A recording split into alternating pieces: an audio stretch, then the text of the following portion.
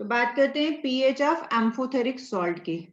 अब एम्फोथेरिक से तो मीनिंग समझ में आ गया। अब एम्फोथेरिक को पहचानना पहले जरूरी है। PH of amphoteric salt. अब जैसे एक एग्जांपल देती हूं मैं कि सपोज कि हमारे पास में कोई इस तरह से रिएक्शन गिवन है। यहाँ पे COOH, यहाँ पे C∼CH और यहाँ पे OH लिखा हुआ है, और मुझे यहाँ पे 1 mole of sodium hydroxide given है। ठीक है, तो ये भी 1 मोल था और मान लिया कि ये भी 1 मोल है। तो सबसे पहले बताओ कि सोडियम हाइड्रोक्साइड क्या ढूंढेगा? सोडियम हाइड्रोक्साइड का नेचर क्या है? बेस का। तो इसे चाहिए हाइड्रोजन और एसिडिक हाइड्रोजन। तो अभी pKa की वैल्यू गिवन हो या नहीं हो, Ka की वैल्यू गिवन हो या नहीं हो, उससे हमें नहीं फर्क पड़ता, क्योंकि हमें ये पता है कि कार्बोक्सिलिक एसिड सबसे ज्यादा एसिडिक होगा। तो यहाँ से ये NaOH का एक ही मोल है, तो ये क्या कर ले जाएगा? यहाँ से हाइड्रोजन लेके चला जाएगा। ठीक है, यहाँ से हाइड्रोजन लेके चला जाएगा, मतलब C double bond O minus लिखूं या C double bond O Na minus Na plus लिख दो, C double bond O minus Na plus लिख दो, कोई फर्क नहीं पड़ता। ये OH आ गया, ये आपका C∼CH आ गया। इतना समझ में आता है? अब ये सॉल्ट है कि नहीं है? है भाई सॉल्ट। तो अब देखो कि जब ये बन गया, तो इसको अगर हम देखें तो इसका क्या नेचर होगा? इसके पास माइनस चार्ज है, इसका मतलब ये H प्लस ले भी सकता है। हाँ या ना बोलो कि अगर कोई अब H प्लस आता है तो ये इस पर अटैक कर जाएगा। दूसरा चीज कि इसके पास में एसिडिक हाइड्रोजन भी प्रेजेंट है, तो ये हमारे पास में एसिडिक हाइड्रोजन की वजह से ये हाइड्रोजन दे भी सकता है और ये हाइड्रोजन ले भी सकता है। तो ऐसे सॉल्ट जो कि acid as well as base दोनों की तरह काम करेगा, उसे हम क्या बोलेंगे? Amphoteric salt. ये समझ में आ गया कि एम्फोटेरिक सॉल्ट कैसे होगा? तो ये ऑर्गेनिक केमिस्ट्री को फिजिकल केमिस्ट्री से मिक्स कर देगा। अभी मैंने सिंपल दिया है ना, अब इसने 1 मोल दिया, तो आगे जाके फिर मेरे पास में क्या हो जाएगा कि जब मुझे पीएच फाइंड करना होगा या कुछ देखना होगा इसके बारे में, तो ये के की वैल्यू गिवन होगा इनके लिए। अभी तो मुझे पता है कि OH और C∼CH में से कौन निकलेगा, आपका फेनोलिक हाइड्रोजन ज्यादा एसिडिक होगा, ये हमें ऑर्गेनिक केमिस्ट्री से पता है, लेकिन वैल्यू देख के भी हमें यहाँ पे देगा। ठीक है ना, तो वो इस तरह से यहाँ पे एम्फोथेरिक सॉल्ट को पहचानना पहले जरूरी होता है। इतना समझ में आया कि एम्फोथेरिक सॉल्ट कैसे होंगे? अब मैं कुछ एग्जांपल बताती हूँ तुम्हें, तो तुम पहचानो कि ये एम्फोथेरिक सॉल्ट होगा या नहीं होगा। जैसे कि मेरे पास में आता है HS माइनस, ये एम्फोथेरिक सॉल्ट होगा या नहीं होगा? जल्दी से बताओ। एम्फोथेरिक सॉल्ट का अगर मीनिंग समझ में आया कि ये H ले भी सकता है और H दे भी सकता है, होगा मैम। होगा ना? अगर मैं इसकी इससे एक हाइड्रोजन, जैसे कल ही अपन ने देखा था, हाइड्रोजन निकाल दिया तो ये S-2 बन जाता है। अगर मैं इसमें H+8 कर देती हूँ तो यहाँ से क्या हो जाएगा? H2S हो जाएगा। तो ये भी मेरा क्या हो जाएगा? एम्फोथेरिक हो जाएगा। ठीक है, तो आपको सबसे पहले तो यही चेक करते आना चाहिए कि एम्फोथेरिक होगा या नहीं होगा। अगर एम्फोथेरिक होगा तो हम आगे की कहानी स्टार्ट करेंगे। जैसे कि अगर आपको दे रखा है H2P4Na, ये दे रखा है H2P4Na, अब ये सोल्ट है, तो क्या ये एम्फोथेरिक है या नहीं है? अब नहीं समझ में आए ना, तो क्या करा करो, Na निकाल के पहले इसके ऊपर माइनस लगा दो। Na हटाओ, माइनस लगाओ। अरे Na लगा है मतलब क्या हुआ, देखो यहां से, है ना? तो आप यहाँ पे H2PO4 माइनस कर दो। तो अगर इसकी रिएक्शन में H प्लस से करवा दूं तो ये क्या H3PO4 बना देगा। ठीक है, दूसरी तरफ कि यहां से अभी एक और हाइड्रोजन है, तो ये हाइड्रोजन निकल भी जाएगा, और अगर मैं यहां से एक हाइड्रोजन माइनस कर देती हूं तो ये क्या बना लेगा? HPO4-2। हाँ या ना बोलो। हाँ अरे समझा ना। तो ये H प्लस ले भी रहा है, H प्लस दे भी रहा है, तो ये क्या हो जाएगा आपका एम्फोथेरिक सॉल्ट हो जाएगा। क्लियर हुआ? हाँ हाँ, इसका स्क्रीनशॉट लो फिर और कुछ एग्जांपल।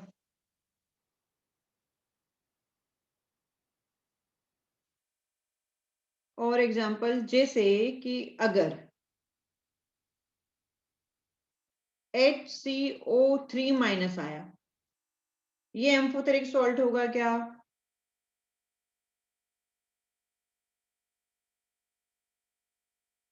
होगा। होगा, क्योंकि अगर ये एक H माइनस कर देता है तो मुझे क्या मिल जाएगा CO3 माइनस 2, और इधर से अगर एक H प्लस कर दो तो क्या मिल जाएगा H2CO3। तो देख के नहीं समझ में आए तो ऐसे करके देख लेना, समझ में आ जाएगा कि एम्फोथेरिक होगा कि नहीं होगा। जैसे कि आपके पास में यहाँ पे मैंने अभी बताया था कि C डबल बॉन्ड हो Na, ऐसे करके भी दे दिया और यहाँ पे OH करके भी दे दिया, तब भी समझ लेना है ना कि माइनस चार्ज नहीं लगा है, लेकिन आप Na हटा दोगे तब यहाँ पे माइनस चार्ज लग जाएगा, और जब माइनस चार्ज लग जाएगा तो फिर ये H प्लस लेगा और यहाँ से H प्लस देगा, तो ये भी हमारा क्या हो जाएगा एम्फोथेरिक सॉल्ट हो जाएगा। क्लियर? ये तरीके हैं एम्फोथेरिक सॉल्ट पहचानने के। अरे बात समझ में आई? हाँ, अब देखो इस पे क्वेश्चंस कैसे आते हैं। हमारे पास में है 0.1 मोलर NaHCO3, Ka1 दे रखा है 10 की पावर -6, Ka2 दे रखा है 10 की पावर -9। अब ये सब इसके कांस्टेंट ही होते हैं, और ये किसके लिए गिवन होगा? सोचो कि ये Ka1 और Ka2 है, ये किसके लिए गिवन होगा, किससे निकले होंगे, ये बात करनी है हमें। अरे H2CO3 रहा होगा ना बेटा, NaHCO3 मतलब क्या होगा H2CO3 के लिए गिवन होगा। ये पहचानना जरूरी होगा, तभी तो आप रिएक्शन आगे लिख पाओगे। हमें क्या करना है, पीएच फाइंड करना है, पीएच के लिए फॉर्मूला फाइंड आउट करना है। तो देखो यहाँ पे है ना बहुत गड़बड़ होती है। गड़बड़ कैसे होती है कि किसको प्लस करना है किसको माइनस करना है, क्यों? क्योंकि जब आप HCO3 माइनस, देखो Na हटाओगे तो क्या आएगा HCO3 माइनस आएगा। अब मैं उसको बता देती हूँ थोड़ा सा, लेकिन डायरेक्ट फॉर्मूला आप उसको बताना हो, HCO3 माइनस हो जाएगा, ये हमारे पास में वाटर के साथ में रिएक्शन करेगा, हाइड्रोलाइसिस करवा रहे हैं तो यहाँ पे मेरे पास में क्या बनेगा H3O प्लस बनेगा और CO3 माइनस 2 बन जाएगा। फिर क्या होगा कि HCO3 माइनस वाटर के साथ में रिएक्शन करेगा, दो दिए हैं तो यहाँ पे फिर मेरे पास में इधर क्या हो जाएगा H2CO3 प्लस OH माइनस। तो देखो ओवरऑल क्या है कि यहाँ पे H3O प्लस मतलब क्या है, H प्लस ही बन रहा है। यहाँ पे OH माइनस मतलब क्या है, बेस मतलब कंसंट्रेशन ऑफ OH भी आ रही है। तो कब किसको प्लस करें कब किसको माइनस करें, ये बहुत सारी कहानी होती है, ठीक है ना, क्योंकि OH और H3O प्लस दोनों ही रिएक्ट कर जाएंगे आपस में। तो जब दोनों रिएक्ट करेंगे तो कंसंट्रेशन ऑफ H प्लस कम हो जाएगी, तो कितना कम होगा कितना ज्यादा होगा, ये सब चीजें बहुत ज्यादा परेशान करेगी। इसके लिए मुझे Ka मतलब ऊपर वाले के लिए मैं क्या लिखूं, ये भी एसिड है ये भी एसिड है, तो इसके लिए तो मुझे Ka लिखना पड़ेगा, तो Ka2। इसके लिए मुझे क्या लिखना पड़ेगा Kw/Ka1 लिखना पड़ेगा। तो इसके लिए मैं डायरेक्ट फार्मूला बता रही हूँ, क्योंकि वो फार्मूला कैसे आपको यूज करना है वो भी बता दूंगी। तो डायरेक्ट फार्मूला क्या रहेगा आपका लॉग निकालने का या पीएच निकालने का, सॉरी, तो कितना क्या आता है हमारा, हम क्या करते हैं लॉग ऑफ जो भी करेंगे कि अब यहाँ पे जो भी आ जाता है कि कंसंट्रेशन ऑफ H प्लस आ गया है, कंसंट्रेशन ऑफ H3O प्लस आ गया है, तो log of H3O plus half log of this जो भी आता था। तो यहाँ पे डायरेक्ट फॉर्मूला पीएच निकालने का ये है pH is equals to half, ये करना है। ब्रैकेट में हमें लिखना है, अब इसके लिए बता रही हूँ ना अभी, तो PK1 प्लस PKA1 लिखेंगे PKA2।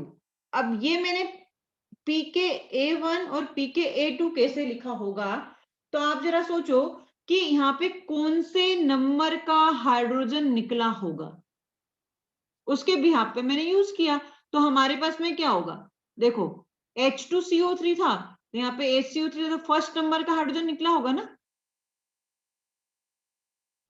सॉरी H2CO3 से एक हाइड्रोजन निकल के ये बना होगा, H2CO3 निकल के HCO3 माइनस बना था, फिर Na के साथ में रिएक्शन करके उसने NaHCO3 बनाया, मतलब मुझे HCO3 माइनस से हाइड्रोजन निकालना, तो कौन से नंबर का हाइड्रोजन निकालना है, सेकेंड नंबर का हाइड्रोजन निकालना है। अरे समझ पा रहे हो कि नहीं पा रहे हो, अगर ये चीज नहीं समझ पाओगे तो डायरेक्ट फार्मूला यूज नहीं कर पाओगे। सेकेंड नंबर का हाइड्रोजन निकाला या नहीं निकाला मैंने,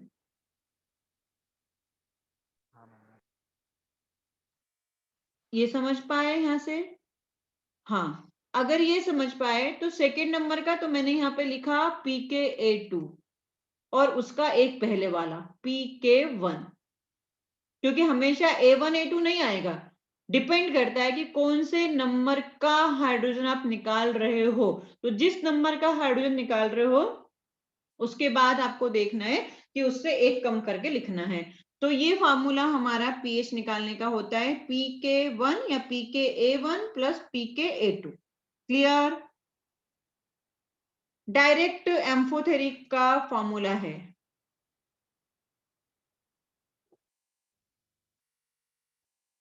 जैसे कि अगर तुमसे अब कोई क्वेश्चन पूछे कि फाइंड पीएच ऑफ, ये समझ में आ गया तो मैं क्वेश्चन दूं,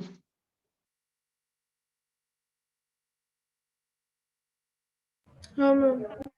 ठीक है। अब जैसे मैं क्वेश्चन देती हूँ तुम्हें, हमें क्या करना है, यहाँ पे प्लस करना है। अब देखती हूँ, ये फॉर्मूला नोट कर लो, फिर मैं तुम्हें बताती हूँ और आगे चीजें समझाती हूँ। जैसे कि मेरे पास क्वेश्चन आता है कि pH ऑफ 0.01 मोलर ऑफ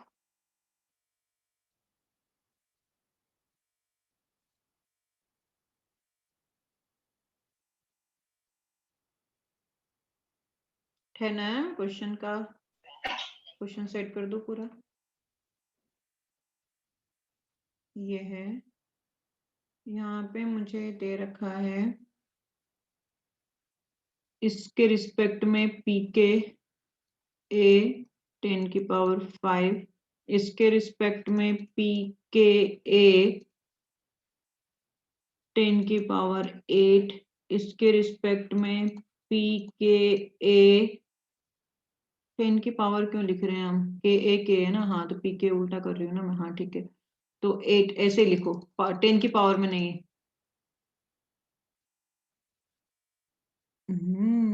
अरे आजा इरेजर,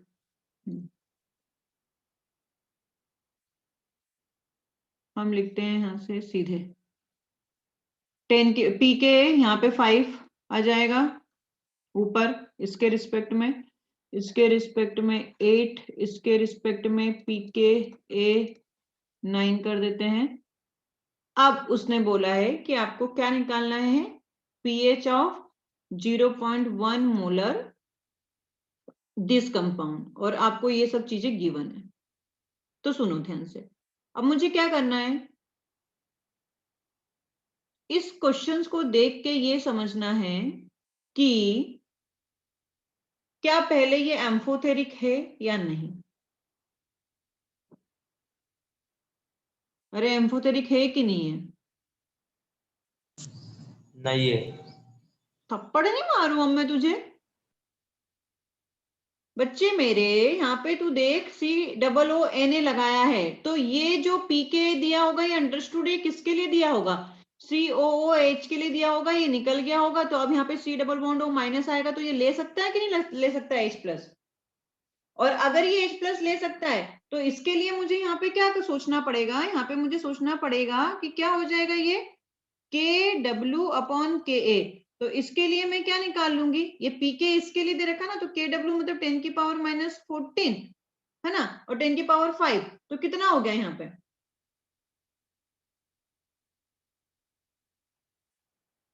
समझ में आ रही है बात कि इनडायरेक्टली वो क्या दे रहा है। और अगर ये भी नहीं सोच पाते हो तो कोई दिक्कत नहीं है, आपको तो ये देखना कि ये एम्फोथेरिक है या नहीं है, सीधी सी बात है। तो एम्फोथेरिक होगा कि नहीं होगा इसको देखने के लिए कि ये H+ ले सकता है क्या, हाँ या ना बोलो भाई, ले सकता है कि नहीं ले सकता है। अरे C डबल बॉन्ड O पे माइनस चार्ज होगा, A ने हटा दूंगी तो माइनस चार्ज आ जाएगा, तो ये H+ ले भी लेगा, हाँ।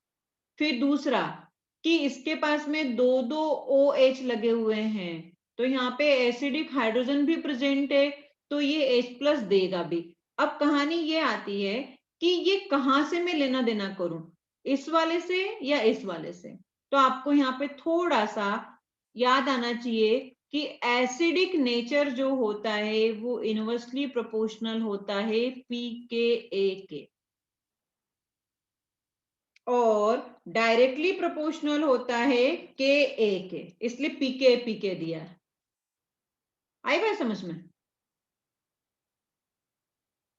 तो मोर एसिडिक कौन सा होगा, 8 वाला या 9 वाला?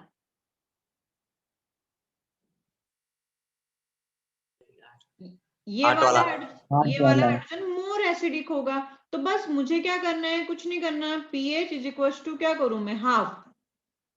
अब जो आपका pK1 pK2 कुछ भी नहीं समझ में आ रहा तो देखो ये आएगा, एक तो इसके लिए रहेगा, दूसरा इसके लिए रहेगा, ठीक है। 8+5 कर दो, pK निकाल लो, ओ pH निकाल लो, यहां से कितना आता है, 13 का आधा 6.5। ठीक है। तो यहां से मुझे इस वाले कंपाउंड के लिए pH आ जाता है 6.5। क्लियर?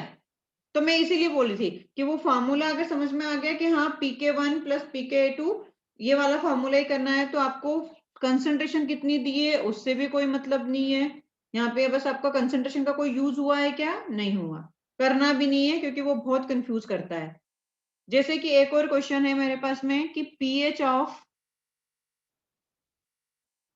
0.01 या 0.01 मोलर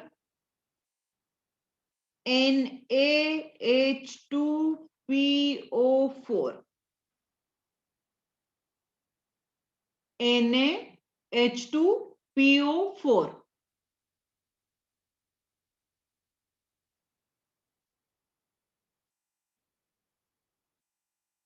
तो इसके लिए भी अब आपको Ka और K1 की कुछ वैल्यू देगी, तो आपको यहाँ पे क्या करना है, जैसे कि ध्यान रखना कि कौन से नंबर का हाइड्रोजन, जो मैं बता रही थी कि कौन से नंबर का हाइड्रोजन निकाला गया है, तो इससे Na+ हटाओ तो क्या होगा, H3PO4 लगेगा कि नहीं लगेगा बेटा? समझ पा रहे हो? एक Na+ हटा दूंगी तो फिर क्या हो जाएगा, ये कहां से आया होगा, H3PO4 से आया होगा, है ना। इसका जो पेरेंट है वो कौन रहा होगा, H3PO4 इसका पेरेंट रहा होगा। तो यहां से मैंने कौन से नंबर का हाइड्रोजन निकाला है, यहां से मैंने फर्स्ट नंबर का हाइड्रोजन निकाला है। तो नॉर्मली जो फॉर्मूला आपका आता है pH is equal to half pKa1 plus pKa2, value given होगी, रखो और फाइंड आउट कर लोगे। क्लियर है, हो जाएगा। लेकिन अगर अब तुम्हें यहाँ पे कंफ्यूज करने के लिए वो क्या दे देता है, pH ऑफ 0.1 मोलर Na2HPO4 दे दिया, और उसने आपको क्वेश्चन में Ka1 Ka2 Ka3 सबकी वैल्यू दे रखी है। तो अब आपके पास में यहाँ पे ध्यान रखना है कि आपको क्या लेना होगा, जैसे कि मैंने यहाँ पे करके बताया कि यहाँ पे Ka1 भी था Ka2 भी था, है ना, लेकिन मुझे कौन से काम का था, सिर्फ मेरा ये Ka1 काम का था। तो अब आपको यहाँ से तो समझ में आ गया था कि कौन सा वाला हाइड्रोजन निकाल रहे हो, यहां से आपको समझना होगा कि कौन से नंबर का हाइड्रोजन आपने निकाला होगा, यहां से इस कंपाउंड को देख के दूसरे नंबर का निकाला, और अब तीसरे नंबर का निकलेगा। अरे 2 निकल चुके हैं ना यहां से, हाँ या ना बोल दो, समझ में आ रहा है कि नहीं आ रहा है? हाँ मैम। ठीक है ना। तो 2 आपने निकाल दिए हैं, और अब जब इससे निकालोगे तो कौन सा निकालोगे? तीसरे नंबर का निकालोगे। तो आप क्या लिखोगे? Ka3 और उससे एक कम Ka2। तो जब यहाँ पे pH का फॉर्मूला आएगा तो क्या आ जाएगा? हाफ अपॉन में pKa2 प्लस pKa3, ये लिखना है। आगे ही समझ में कि फॉर्मूला आपको ऐसे करके देता है तो कौन सा K1 K2 K3 कौन सी वैल्यू रखनी है, वो चीज ध्यान रखना है। अगर ये देख पाते हो तो समझ में आ जाएगा। तो आपने देखा कि तीसरे नंबर का हाइड्रोजन निकला, तो एक आएगा आपका Ka3, फिर उसके जस्ट पास वाला आ जाएगा। क्लियर?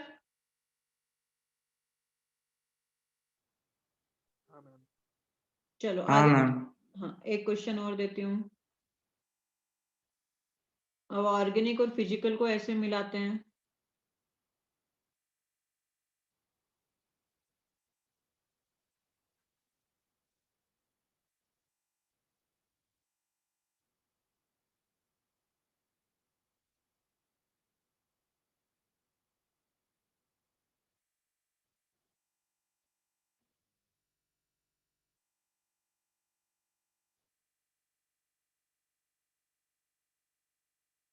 इसका 1 मोल,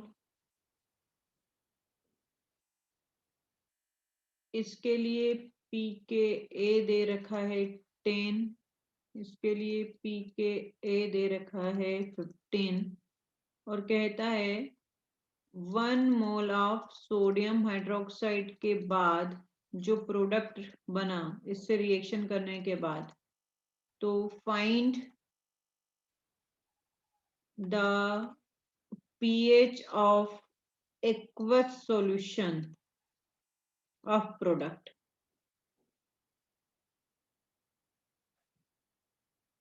aqueous solution of product निकालो जल्दी से।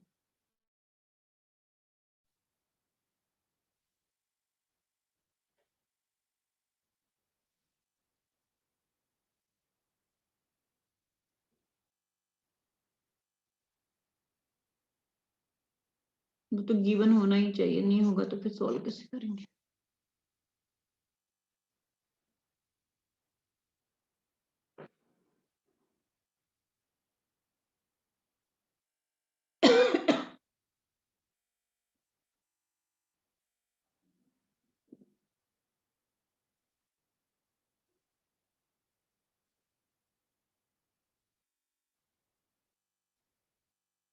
इसका प्रोडक्ट क्या बनेगा?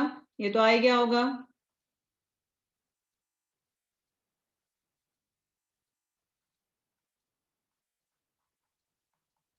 सही है, बाकी सब वैसे के वैसे ही रहेंगे। अब ये तो H प्लस लेगा। अब H माइनस कौन आपको एसिडिक बिहेवियर कौन शो करेगा? एक का pK 10 है, एक का pK 15 है। तो आपको बस यही देखना है कि किसको किस में प्लस करना है। 5 को किससे प्लस करना है? 10 से करूँ 15 से करूँ?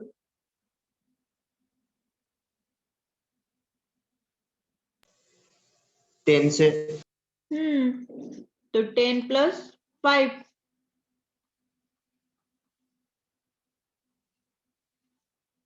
हो गया।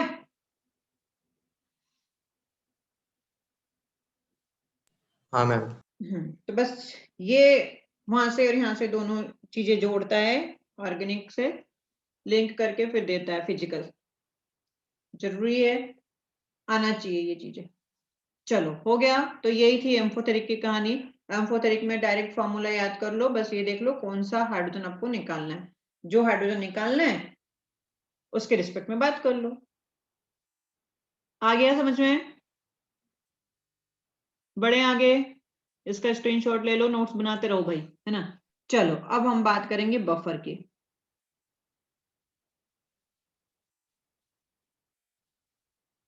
अब बफर सॉल्यूशन क्या होता है? पहली बात,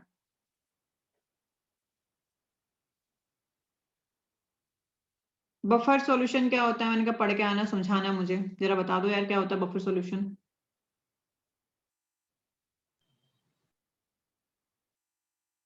मैम ऐसा सॉल्यूशन जिसमें एसिड की कंसंट्रेशन थोड़ी बढ़ाने से कोई चेंज नहीं होता पीएच सिर्फ एसिडिक की कंसंट्रेशन, में, बेस भी हो सकता है। बेस भी हो सकता है, अगर हम उसमें मिलाते हैं तो उसका पीएच चेंज नहीं होता है, ऐसा? कम क्वांटिटी में जो ऐड करेंगे ना तो पीएच चेंज नहीं होगा। अच्छा, तो ये इसमें क्या होगा, सॉल्यूशन में क्या होगा? चलो, तुमने बोला कि वीक एक बेस। ऐसा सॉल्यूशन जिसमें स्मॉल अमाउंट में कोई हम एसिड या बेस मिलाते हैं तो उसका पीएच चेंज नहीं होता, ठीक है। तो सॉल्यूशन जो है वो किसका होगा? वीक एसिड और स्ट्रॉन्ग बेस। वीक एसिड और स्ट्रॉन्ग बेस। स्ट्रॉन्ग बेस है कॉन्जुगेट बेस इसका?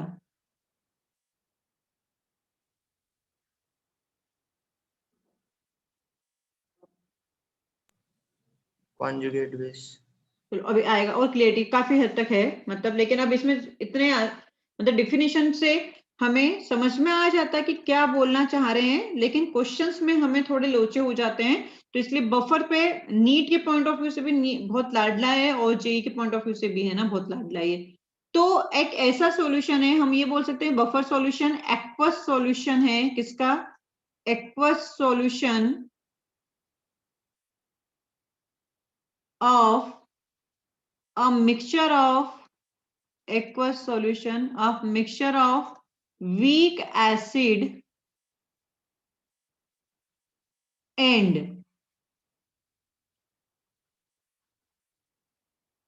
अब weak acid and conjugate base लिख रही हूं सिर्फ, है ना। तो कॉन्जुगेट बेस से मतलब ये है कि उसका जस्ट नेक्स्ट वाला होना चाहिए ना, weak acid and conjugate base, या फिर हम लिखें इट्स कॉन्जुगेट बेस। इसका मिक्सचर होता है और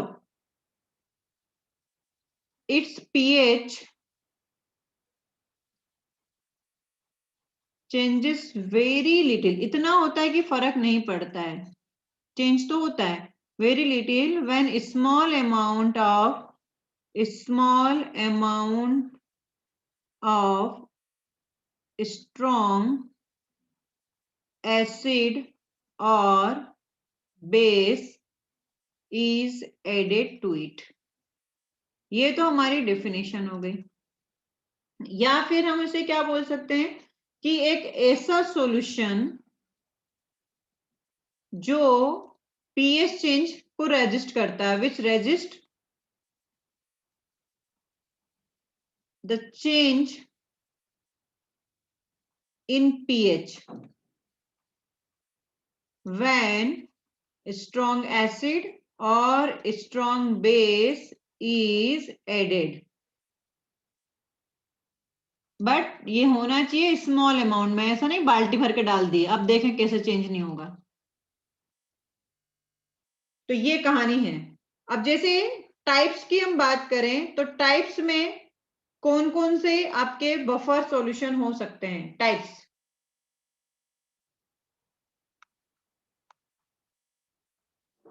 टाइप्स ऑफ बफर सॉल्यूशन, तो ये होता है एसिडिक होता है, बेसिक होता है, नॉर्मल होता है, नॉर्मल या न्यूट्रल।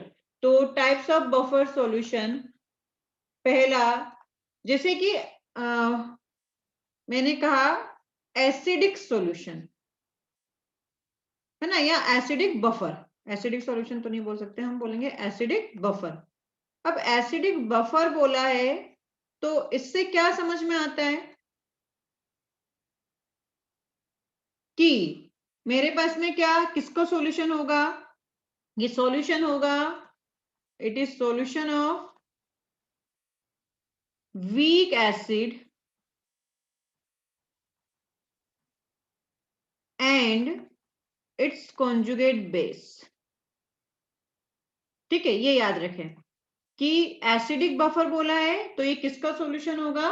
ये होगा हमारा वीक एसिड का और उसके कॉन्जुगेट बेस का। तो हमें बहुत सारे वीक एसिड पता है, जैसे HCN, है ना। तो HCN में अगर मैं NaCl मिलाऊं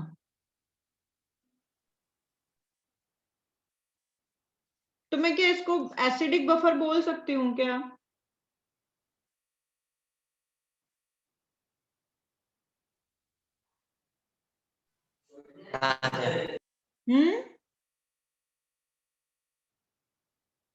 ये भी तो पहचानना है कि एग्जाम्पल दे दिए और हमें पता चल रहा पहचानता ही नहीं आ रहा। ये एक वीक एसिड है और या तो मैं CH3COO- लिखूं या फिर CH3C डबल बॉन्ड ONA लिखूं, एक ही बात है ना। क्या ये मेरा एसिडिक बफर सॉल्यूशन का एग्जाम्पल होगा?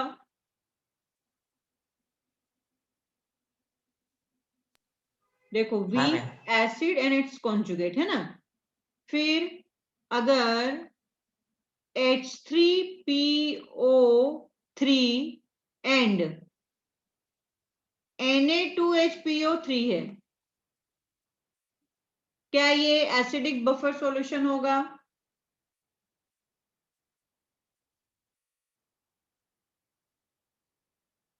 H3PO3 क्या आपका वीक एसिड है? मेरे बताओ जल्दी से भाई।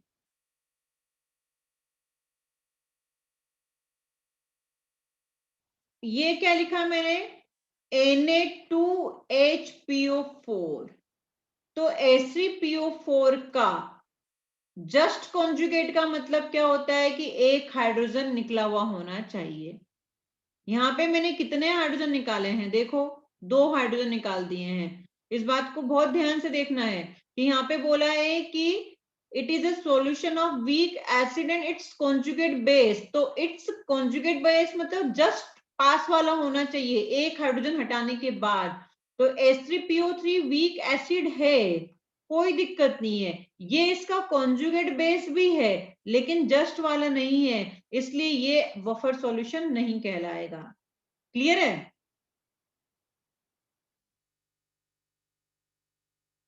अरे समझे कि नहीं समझे? समझा मैम।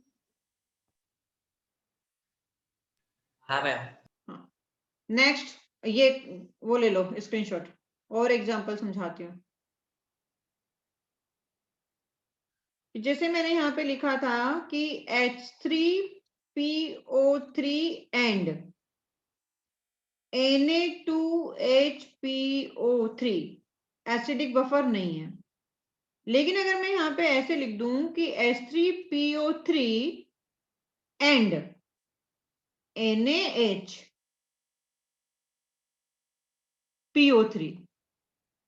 तो ये हो जाएगा?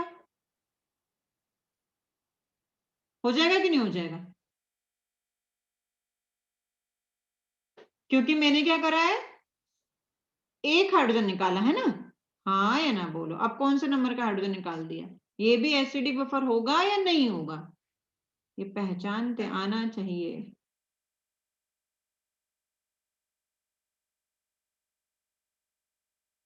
होगा जैसे मैम। मैंने ये बताया कि ये नहीं होगा एसिडिक बफर, तो ये होगा कि नहीं होगा? सोचो। हो अब कौन से एग्जांपल हमारे होंगे? ये है या नहीं है? ये वाला बफर एसिडिक बफर है या नहीं है? या देखो यार, यहां से मैंने एक Na हटा दो तो क्या बनेगा? H2PO4-, एक ही माइनस चार्ज आ रहा ना, मतलब जस्ट पास का है इसका कॉन्जुगेट बेस। ऐसे करके देख लिया करो। तो ये एसिडिक बफर है। इसको देखो HF और NaF एक ही नहीं है। हमें पता है कि ये वीक एसिड होता है, ठीक है। F- आया होगा, इसका F- आया होगा, तो ये भी एसिडिक बफर है। HCl और NaCl है कि नहीं है? जल्दी बताओ।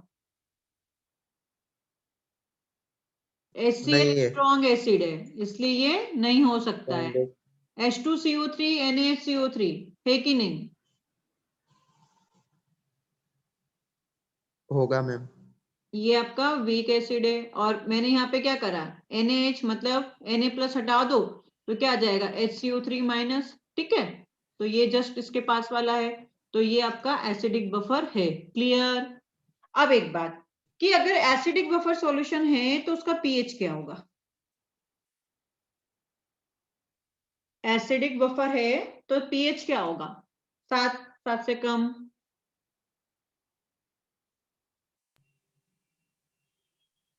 कम होगा, ज्यादा होगा एसिडिक बफर में।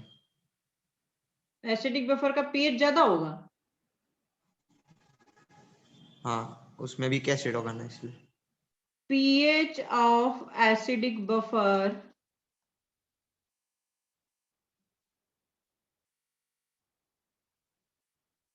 may be 7 या more than 7 या less than 7। कैसे बताती हूँ। मेरे पास में यहाँ पे जैसे मैंने एक लिया है CH3COOH, ये वीक एसिड है, और उसके साथ में उसका कॉन्जुगेट CH3COON है ना। ठीक है, अब डिपेंड करता है कि ये जो CH3COOH है इसका K हमें हर बार आपको गिवन रहता है, याद हो गया होगा, 10⁻⁵ होता है ना। अब इसके लिए हम क्या लिखते हैं, KW/Ka1 लिखते हैं, राइट। अब जरा इक्वेशन देखते हैं हम कि मेरे पास में अगर मैं इसका रिएक्शन लिखूं तो कैसे आएगा, CH3COOH CH3COO माइनस H+, सही है। इसके लिए मैंने Ka1 मेरा गिवन है 10⁻⁵। दूसरी तरफ क्या होगा, ये जो बना है आगे जाएगा, एक्वस सॉल्यूशन है तो हाइड्रोलाइसिस CH3COOH, यहाँ पे मुझे क्या मिलेगा, CH3COOH प्लस OH माइनस। अब इसके लिए जो था KW/ क्या था, KW/Ka1। तो देखो KW/Ka1 क्या आएगा वैल्यू, यहाँ पे KH क्या आएगा इसका, 10⁻⁻14 अपॉन 10⁻, इधर साइड में लिख लेते हैं। तो अब यहां से मेरे पास में ये आया KH is equal to 10⁻⁻14 upon 10⁻, कितना दे रखा था यहाँ पे 10⁻⁻5। तो KH क्या आया इसका 10⁻⁹ आया ना। अरे हाँ या ना बोलो भाई। हाँ मैम। हाँ। तो अब ये आपको डिपेंड करता है कि Ka1 और इसकी वैल्यू क्या आई है, KW/Ka1 की जो वैल्यू है उसके ऊपर डिपेंड करेगा कि आपका जो सॉल्यूशन होगा फाइनली उसका पीएच क्या होगा। तो इसके लिए पीएच तो मेरा क्या हो जाएगा, लेस देन 7 हो जाएगा। ये इसके ऊपर डिपेंड करता है, ठीक है ना। पीएच क्या हो जाएगा मेरा, लेस देन 7, मतलब एसिडिक होगा। अरे आ रही है कहानी समझ में।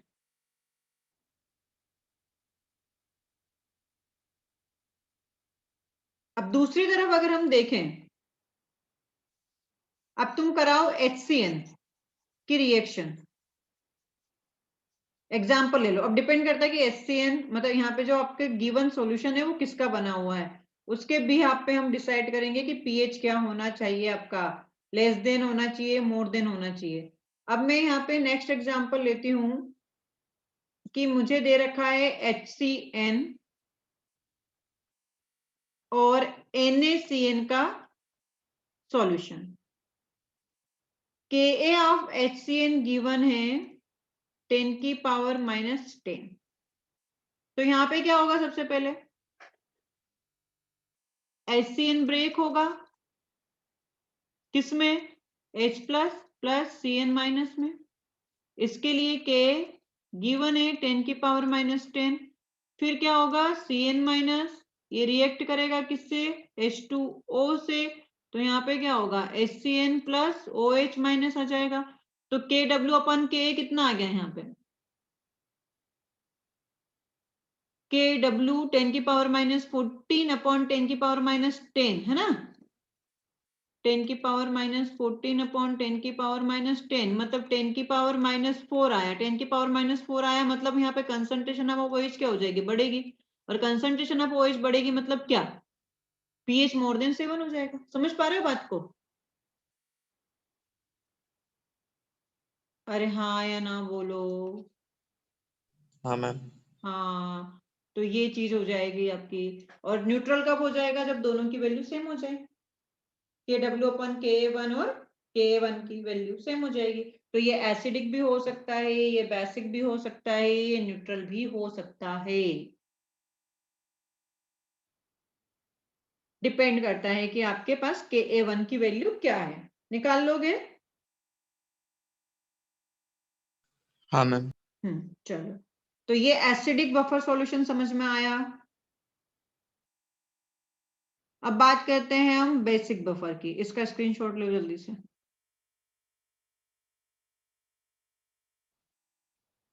Basic buffer,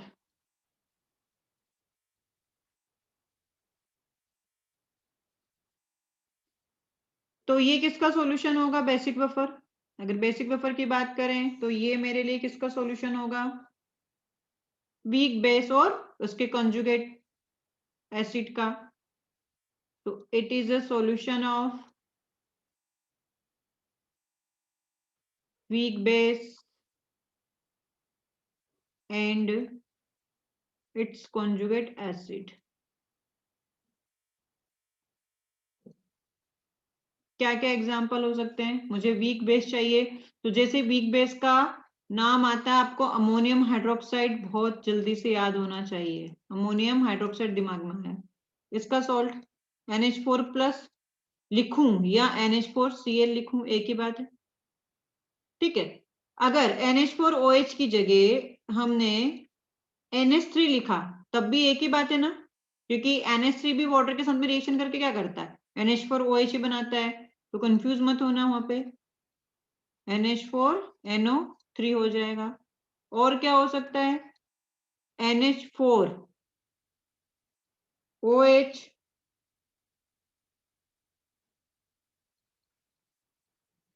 NH4 whole twice SO4। पायरिडिन भी बेस होता है ना, वीक बेस होता है पायरिडिन। तो पायरिडिन और उसका जैसे H+, तो पायरिडिन के ऊपर पूरा प्लस आया, Cl-। क्लियर? पायरिडिन के ऊपर आएगा प्लस चार्ज यहाँ पे, इसके ऊपर हाइड्रोजन के ऊपर नहीं आएगा।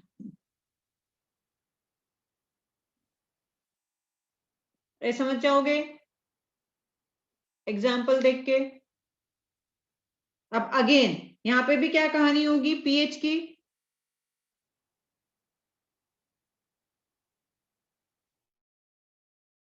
ग्रेटर देन और इक्वल टू 7। हाँ, ये चीज ध्यान रखना कि पीएच आपका 7 भी हो सकता है, ग्रेटर देन 7 भी हो सकता है, और लेस देन 7 भी हो सकता है। पीएच में इक्वल टू 7, ग्रेटर देन 7 या लेस देन 7। और कैसे निकालना है ये समझ में आ गया। यहाँ पे आपको के भी गिवन होगा,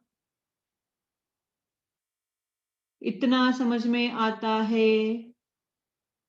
तीसरा हमारा होता है न्यूट्रल या नॉर्मल बफर। हम इसे क्या कहते हैं? नॉर्मल बफर या न्यूट्रल बफर।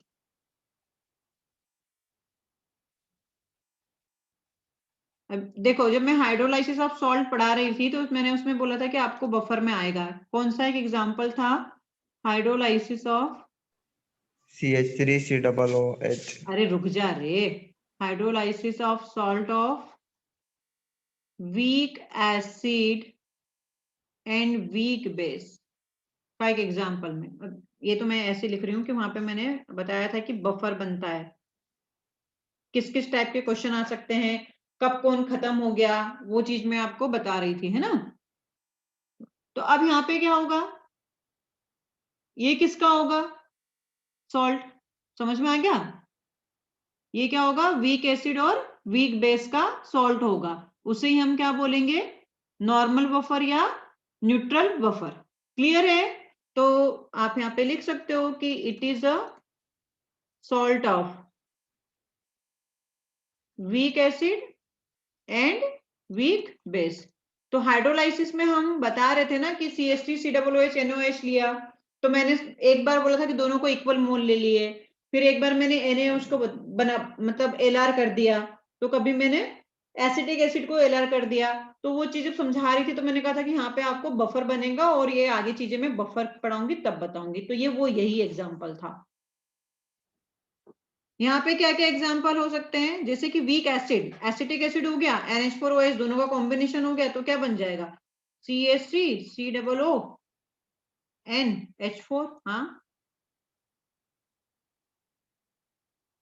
फिर NH4OH और HF दोनों का कॉम्बिनेशन NH4F बन गया। बस देख लेना कि किसका है, वीक एसिड और वीक बेस का कॉम्बिनेशन चाहिए हमें, कर लोगे। जैसे NH4OH और HCN, तो क्या बन जाएगा, NH4CN बन जाएगा, NH4OH और NaNO2। क्लियर? अब बताओ मुझे कि आपने ये कहा कि मेरे पास में बफर सॉल्यूशन जो है उसका पीएच चेंज नहीं होता है, तो इसका रीजन क्या है कि पीएच क्यों नहीं चेंज होता है? क्या आप स्मॉल अमाउंट में अगर स्ट्रॉन्ग एसिड या स्ट्रॉन्ग बेस मिलाते हो तो पीएच चेंज नहीं होता है, क्यों?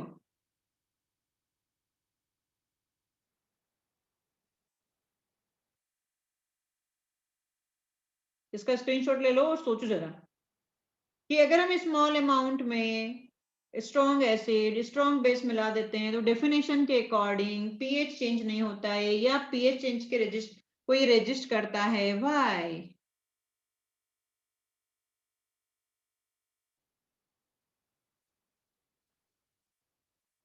जब मैंने बोला था कि पीएच चेंज नहीं होता है तो सबसे पहला क्वेश्चन हमारा यही होना चाहिए, क्यों? डेफिनेशन में है कि पीएच चेंज नहीं होता है, तो क्यों नहीं होता है? देखो, हमारे पास में वीक एसिड और उसका कॉन्जुगेट, मैं यहाँ पे ले रही हूँ CH3 C double bond Na वाला एग्जांपल अगेन। सोचो जरा कि मेरे पास में इसकी कोई कंसंट्रेशन C1 है, इसकी कोई कंसंट्रेशन C2 है। अब मैंने कहा कि ये एसिड है और हम ये बोलते हैं कि small amount of strong acid या स्ट्रॉन्ग बेस मिलाते हैं तो पीएच चेंज नहीं होता है। तो पहले ये कंसिडर कर लो कि अगर हम स्ट्रॉन्ग बेस मिलाते हैं, if addition of strong acid, चलो स्ट्रॉन्ग एसिड, तो क्या होगा? अब अगर मैंने स्ट्रॉन्ग एसिड मिलाया तो वो वाला पार्ट किससे रिएक्शन करेगा?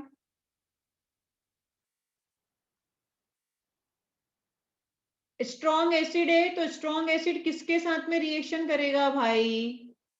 Strong base. अरे जरूरी नहीं, मेरे पास स्ट्रॉन्ग बेस है नहीं, बेस होगा तो भी कर लेगा ना।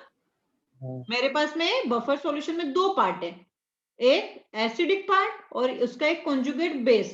तो ये स्ट्रॉन्ग एसिड आया तो सबसे पहले ये किसके साथ में रिएक्शन करेगा, CH3 COO Na के साथ में रिएक्शन करेगा। ठीक है, मैंने CH3 COO Na लिया, उसकी रिएक्शन मैंने HCl के साथ में करवाई, तो क्या बनेगा यहाँ पे, NaCl प्लस आपका एसिटिक एसिड। अब जरा देखो कि आपने यहाँ पे इसका कितना कंसंट्रेशन लिया था, C2, इसकी कितनी कंसंट्रेशन मिलाई, कोई x मोल आप HCl आपने मिलाया, तो ये जो x मोल था ये तो काफी स्मॉल अमाउंट में है, और अगर ये स्मॉल अमाउंट में है तो क्या ये LR हो जाएगा, है ना? तो यहाँ पे क्या आ गया आपका C2 माइनस एक्स, और अगर ये LR हो गया मतलब जितना HCl आपने मिलाया था वो तो आपका खत्म हो गया। अब बचा क्या, बना क्या आपके पास में, एसिटिक एसिड। तो कुछ चेंज ही नहीं होना है ना, पहले भी एसिटिक एसिड था, अभी भी एसिटिक एसिड ही आया। अरे बात समझ में आई क्या? हाँ मैम। तो पीएच क्यों चेंज होगा? अब आप बोलो कि बेस मिला देते हैं, अगर आपने बेस मिला दिया, सेकंड कंडीशन ये आ गई कि चलो बेस मिला देते हैं, तो बेस अब किसके साथ में रिएक्शन करेगा, एसिड के साथ में, मतलब एसिटिक एसिड के साथ में रिएक्शन करेगा। तो यहाँ पे मेरे पास में CH3 COOH plus strong base that is sodium hydroxide मिलाया मैंने, है यही है ना, इसी इसी की कहानी कर रहे हैं हम। तो यहाँ पे ये रिएक्शन करेगा तो क्या बनाएगा, CH3 CONA plus water. Again क्या कहानी हो जाएगी, ये आपने स्मॉल अमाउंट में मिलाया है, स्मॉल अमाउंट में मिलाया मतलब ये एल आर हो गया, तो ये तो खत्म हो गया। तो अब बना क्या, CH3COONA। तो है तो कुल मिला के रिएक्शन में एसिटिक एसिड और CH3COONA। तो जो पहले था वही आपको बाद में मिल रहा है। क्लियर? हाँ मैम। इसलिए हाँ मैम। एसिड या बेस मिलाने पर पीएच में कोई चेंजेस नहीं होता है, और इसी को ही अंडर हेडिंग पढ़ लेते हैं, mechanism of working of buffer. ये जो मैंने समझाई है ना कहानी, इसी को mechanism of working of buffer या बफर एक्शन के नाम से पढ़ते हैं, और कुछ नहीं है। क्लियर कि किस तरह से बफर वर्क करता है, बफर एक्शन। तो चाहे आप स्ट्रॉन्ग एसिड मिलाओ, चाहे आप स्ट्रॉन्ग बेस मिलाओ, ये कहानी हो जाएगी। एक्स मोल आप मिला रहे हो HCl के या सोडियम हाइड्रोक्साइड के, स्मॉल अमाउंट में है, LR है तो खत्म हो जाएगा। ठीक है, तो अब यहाँ पे क्या हो गया था, यहाँ पे स्ट्रॉन्ग एसिड था, वो रिएक्ट करके वीक एसिड में चेंज हो रहा है, और वीक एसिड अगर बन रहा है तो यार इसका तो वैसे भी H+ देने की कैपेसिटी बहुत ही कम है, और जब ये H+ कंसंट्रेशन बहुत कम, तो इसीलिए लिखवाया था लिटिल चेंज। क्लियर? पढ़े आगे? हाँ मैम। हाँ मैम। अब pH of acidic buffer formula wise, pH of acidic buffer. अच्छा, 1 बजे के बाद क्लास होती है क्या किसी की?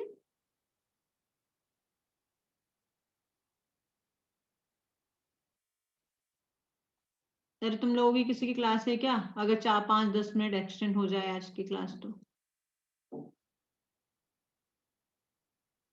सपोज कि ये C1 मोलर है, ये C2 मोलर है, हमारे पास में यहाँ पे रिएक्शन हुई,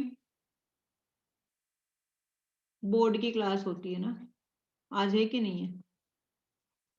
नहीं है मैम। ओके, यहाँ पे क्या होगा, C1 - X। तो अब सोचो कि जो C double bond O minus है, ये कितना मिलेगा?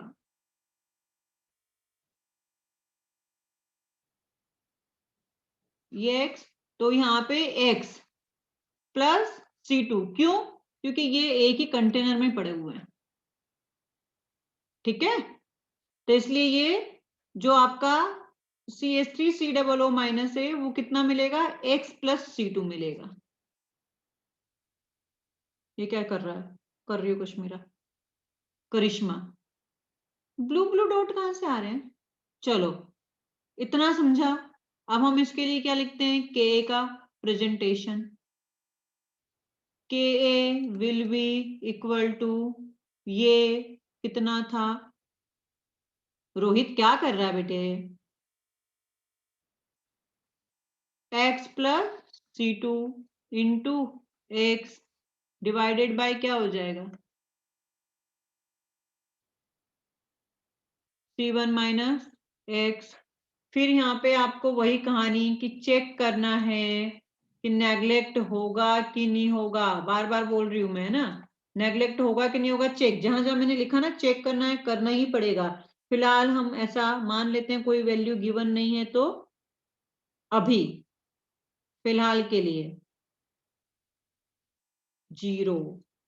ठीक है ना, नेग्लेक्ट कर दिया, तो मेरे पास में क्या क्या नेग्लेक्ट हो गया, ये नेग्लेक्ट हो गया, ये नेग्लेक्ट हो गया, तो यहां से मेरे पास में x क्या निकल के आता है, x is equal to Ka into C1/C2 आया क्या,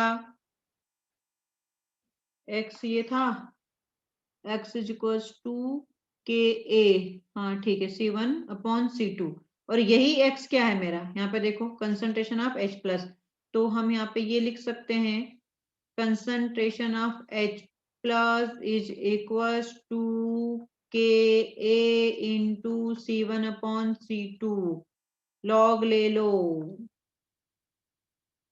तो क्या हो जाएगा, log of H plus is equals to log of Ka plus log of C1 upon C2 minus से मल्टीप्लाई करो minus log of H plus is equals to minus log of Ka minus log of C1 upon C2 minus log of H plus को क्या लिख सकते हो,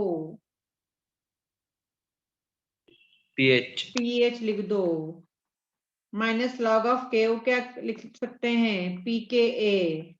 मैं यहाँ पे इसको C2 अपॉन C1 कर देती हूँ प्लस में करके, चलेगा क्या? हाँ मैम। बस ये आ गया मेरा pH। तो ये C2 क्या था, देखो जरा, सॉल्ट, C1 क्या है, एसिड। तो यहाँ पे हम क्या लिख देंगे, pH is equal to pKa plus log of salt की कंसंट्रेशन अपॉन एसिड की कंसंट्रेशन। जयराम जी की आया। हाँ मैम। अब ऐसे हाँ ही मैम। अपने को क्या, अब ये वाला फॉर्मूला आपको फिक्स रहेगा, ठीक है ना। लेकिन देखो अब आपको यहाँ पे ध्यान रखना पड़ेगा कि कंसंट्रेशन C1 C2 की, जैसे कि यहाँ पे मेरे पास में CH3COOH था, ये भी मेरे पास में क्या है CH3COO, मतलब 1:1 के रेशियो में, इसलिए X प्लस C2 ही लिखा मैंने यहाँ पे, है ना। अगर ऐसा होता कि ये सपोज कि ये 2 के फॉर्म में आ रहा है, तो फिर हम यहाँ पे क्या लिख देते हैं, X प्लस ट्वाइस C2। ध्यान रखना, अभी मैं वो बेस का वैसे ही बता देती हूँ, इसका पहले स्क्रीनशॉट ले लो कि वो कैसे गड़बड़ होगी।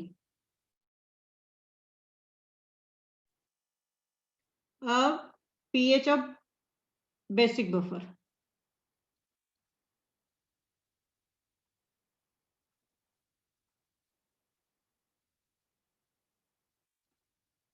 जैसे कि मेरे पास में बेसिक बफर में अमोनियम हाइड्रोक्साइड, अब मैं यहाँ पे NH4Cl अगर लेती हूँ तो NH4 प्लस, और इधर भी मेरे पास में क्या हो जाएगा NH4Cl, मतलब 1:1 के रेशो में आ जाएगा। तो ये तो आसान है।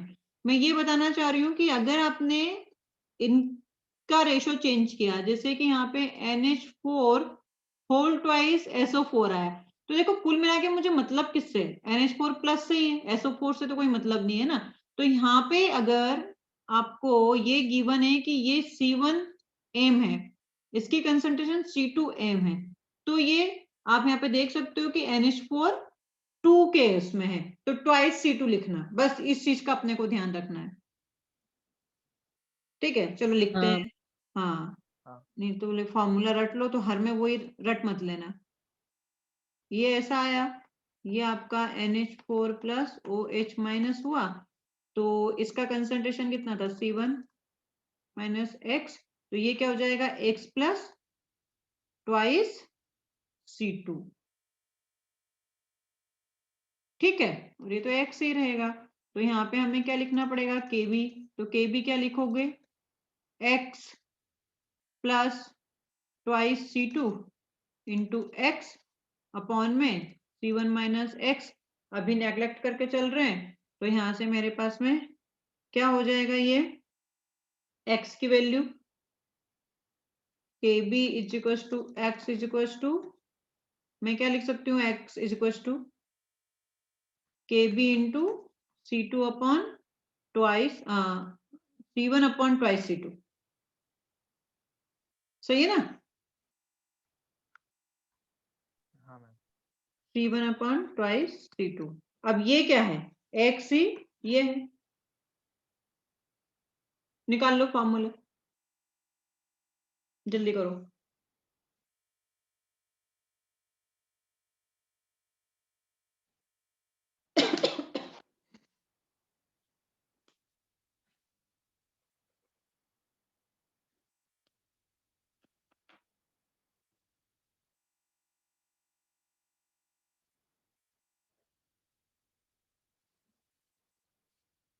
Is equals to Kb into C1 upon twice C2, तो यहाँ से log of OH minus is equals to log Kb plus log C1 upon twice C2 minus log of OH minus। सिर्फ पेजेस भरने हैं, ये तो फटाफट हो ही जाना चाहिए। यहाँ पे आ जाएगा minus log Kb minus log of C1 upon twice C2। तो फिर ये ले लिया मैंने, इसको POH, इसको PKb plus log of twice C2 upon C1। सही है। हाँ तो फाइनली हमारे पास क्या हो जाएगा यहाँ से, PH is equal to POH is equal to PKb plus log salt upon base. ये बहुत काम आएंगे अभी इलेक्ट्रोकेमिस्ट्री में, ठीक है। सॉल्ट पढ़ रहे हैं वहां पे, हाँ हाइड्रोलाइसिस करवाएंगे ना, तो ये वाले फॉर्मूले काम आएंगे वहां पे। स्क्रीनशॉट लो, आगे बढ़ो।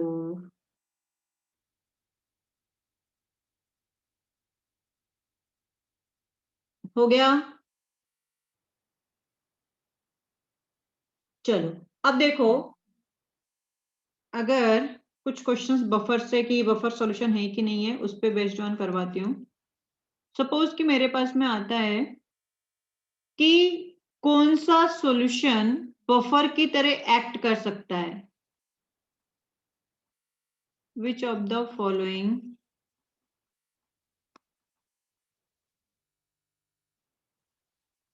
solution can act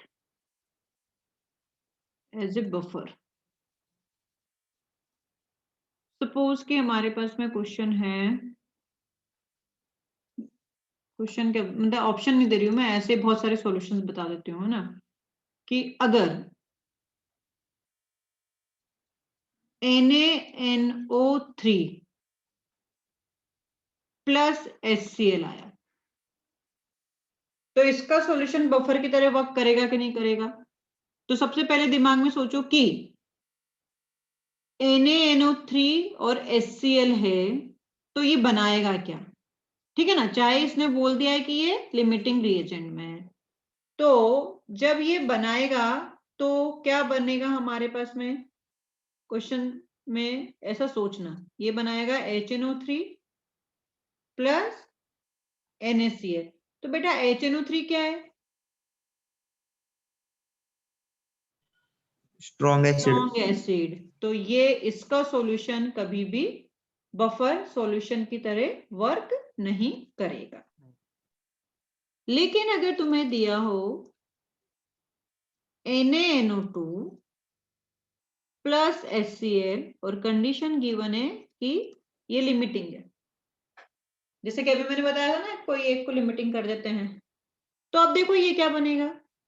अगर इसे लिमिटिंग कर दिया तो मेरे पास में यहाँ पे बनेगा HNO2 प्लस NaCl। तो यार HNO2 क्या है, वीक एसिड। वीक एसिड, तो ये बफर सॉल्यूशन बना देगा। अगर आपको दिया है H3BO3, कौन है ये H3BO3, boric acid. Boric acid नाम से दे सकता है, बोरिक एसिड एंड बोरेक्स का सॉल्यूशन, ये बोरेक्स है। तो ये बफर होगा कि नहीं होगा। तो हमने पढ़ा है कि बोरिक एसिड कौन से टाइप का होता है,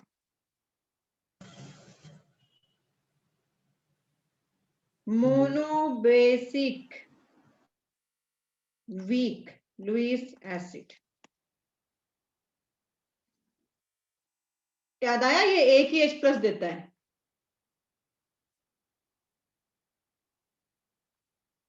हमें नहीं याद है तो फिर नहीं कर पाओगे। तो ये बफर सॉल्यूशन होगा। समझ पा रहे हो बात को। अगर हाँ ma'am. CH3COONA plus sodium hydroxide है तो इसका सॉल्यूशन बफर सॉल्यूशन होगा कि नहीं होगा।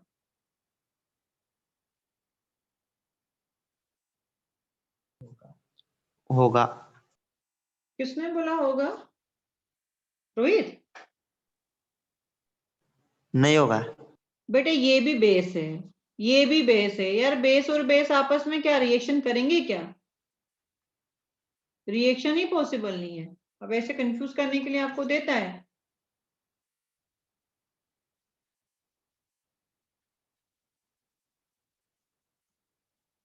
ये बताओ, एलआर में है मैम एसिड। मैम वो ऊपर वाले क्वेश्चन में जो NaOH ऐड करेंगे तो फिर pH ने बदलेगा ना। अरे ये दोनों बेस और बेस के आपस में रिएक्शन ही नहीं होगी ना, मुझे तो एसिड और बेस चाहिए होते ना बेटा। हाँ। तो ये तो बफर सॉल्यूशन के रिएक्शन ही नहीं होगी ये तो आपस में। ये दो, ये बताओ, ये एक बेस है, ये एक एसिड है, स्ट्रॉन्ग एसिड है लेकिन एलआर है, तो ये क्या बना देगा? CH3 C double bond OH। H। तो ये और ये दोनों तो बनाते हैं ना बफर सॉल्यूशन, अपन ने बहुत एग्जांपल लिए CH3 COOH CH3 COONA का। तो सॉल्यूशन में ये मिलेगा तो ये बफर बनाएगा। अब ये देख लो कि आपको क्या क्या मिलने वाला है सॉल्यूशन में।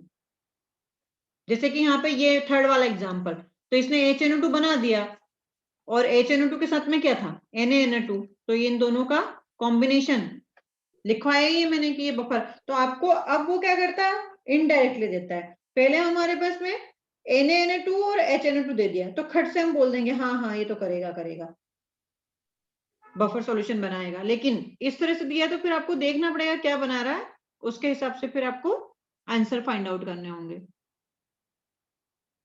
क्लियर? हाँ अगर तुम्हें एसिटिक एसिड के साथ में उसने बेस दे दिया, लेकिन बेस आपका क्या है? लिमिटिंग में है, तो क्या बनाएगा ये? CH3CONA plus water. तो ये CH3COONA है, ये तो खत्म हो गया। अब बचा क्या? CH3COOH। और इन दोनों का कॉम्बिनेशन बफर सॉल्यूशन होता है कि नहीं होता? तो ये चीजें ध्यान रखनी है अपने को। क्लियर? हाँ मैम। बफर की कहानी समाप्त होती है। 2-3 क्वेश्चन पहुंचाऊंगी मैं कैलकुलेशन वाले। चलो मिलते हैं शाम को फिर। Thank you ma'am. Okay bye.